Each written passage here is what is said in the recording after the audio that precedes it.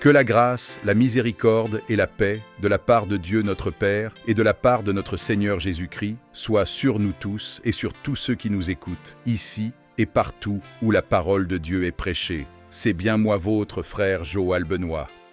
Bienvenue, frères et sœurs, chers amis dans la foi. C'est avec un cœur rempli de reconnaissance et de joie que nous nous retrouvons aujourd'hui dans la présence de Dieu pour ouvrir ensemble les Écritures et contempler les merveilles de sa révélation. Nous sommes réunis pour recevoir un enseignement profond, éclairant et fondé entièrement sur la parole de vérité. Un enseignement qui nous ramène aux origines, au fondement même de la pensée de Dieu, depuis le commencement de la création. Notre enseignement est divisé en 5 grandes parties, et c'est pourquoi la première partie a pour thème la manière dont Dieu révèle ses vérités.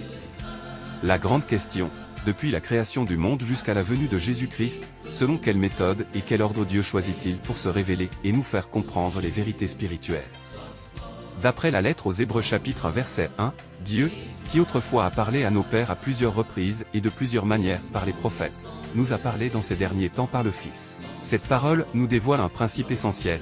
Dieu ne dit pas toute la vérité d'un seul coup. Il emploie une pédagogie divine, une manière d'enseigner qui est progressive et ordonnée.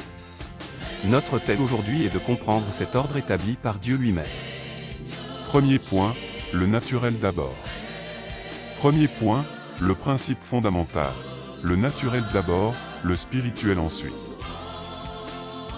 L'apôtre Paul nous l'explique clairement dans 1 Corinthiens 15, 45-46. Le premier homme, Adam, devint une âme vivante.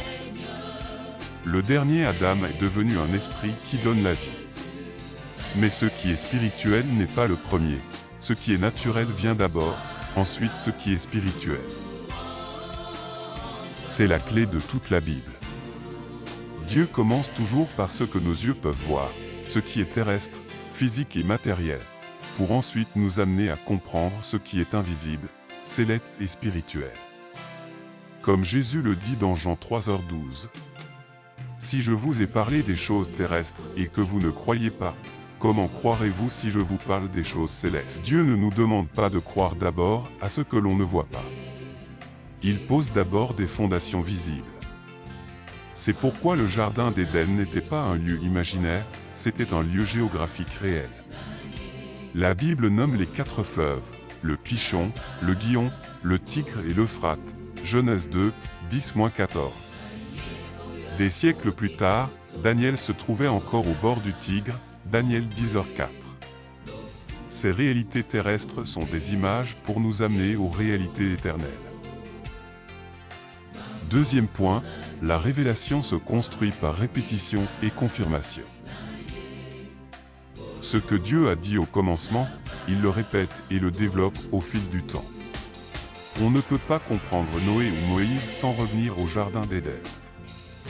Dieu utilise les choses de la terre, arbres, eau, feu, animaux, lumière, pour représenter sa nature et sa présence. Ce qui est naturel est l'image, ce qui est spirituel est la réalité parfaite. Troisième point, l'aboutissement en Jésus-Christ. Toute cette pédagogie trouve son achèvement parfait en Jésus-Christ.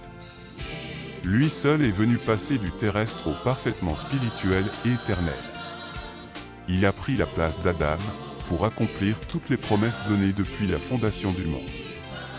Ce que les arbres, les fleuves et les sacrifices annonçaient, Jésus l'est devenu en personne, la source de vie et la vérité. Conclusion. Dieu est un Père qui sait comment enseigner ses enfants. Il commence par ce que l'on voit, pour nous amener à croire en ce qui est éternel. Comprendre cet ordre, c'est avoir la clé pour lire toute la Bible, de la Genèse à l'Apocalypse. Que Dieu vous bénisse abondamment. Abonnez-vous sur la chaîne et le compte pour ne pas manquer la suite.